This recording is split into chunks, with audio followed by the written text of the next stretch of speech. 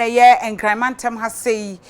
panyini a wono na woda mantam yi ano na wode asina ni so obema nkran ayefe obema enkran asasi ni dada mu bio sese wode nani a kire won mu a etwi motorcycle so ewo enkran ha na wo kire se wo mu de edu traffic mu a omdo so mu nyina so red na eno ane se wonum ekọ se aso red na se so mu gina na omu nyina no omu atwam ebi wo ho a omu di bo nipa ne nyoma hodo bebra wo mu eye se wo mu ni emra so no wo kire se emra no eba wo mu hye mu kina enti se utwi moto na se wo de wo so ni emra so na betwa mu a emra no be so mu na emra no so mu a eno na be hu se o man mu emra wo ha kasa e di eti adwuma a wo die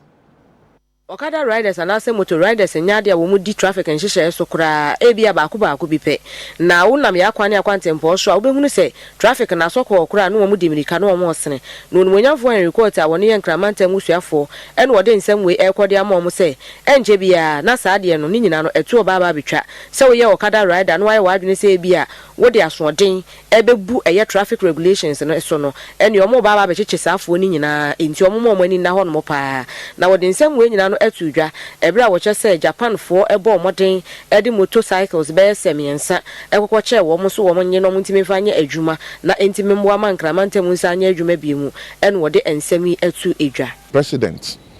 makase opese enkran eye kama ansana we ni office ntino obroni beka say we are working in stock and until let's make a crowd work agenda no ho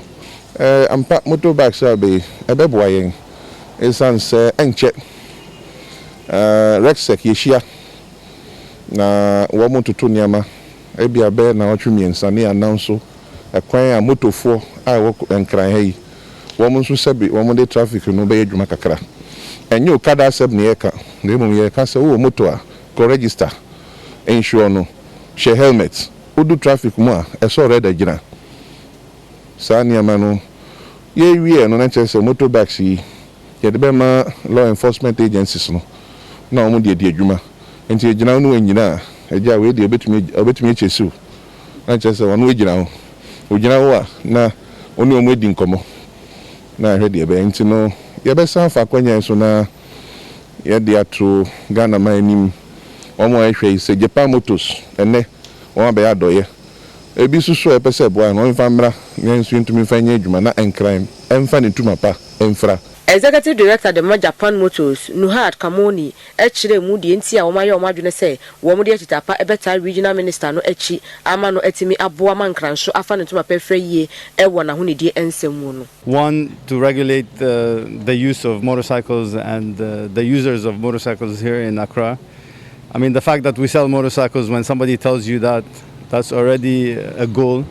The other goal is to decongest Accra. So if you are stuck in traffic and somebody is coming to decongest traffic and to organize movement in Accra, that's also another bonus. And thirdly is to clean Accra. So when it comes to cleanliness and the environment, everybody is trying to do their bit for the world and the environment. So we believe that this was a good opportunity for us, along with the regional ministry, to make some corporate donation and to help them in their plight. I know that he was requesting for some pickups and vehicles, but this will have to wait a little bit. You know, now we are on Mr. President's automotive agenda, automotive assembly agenda. So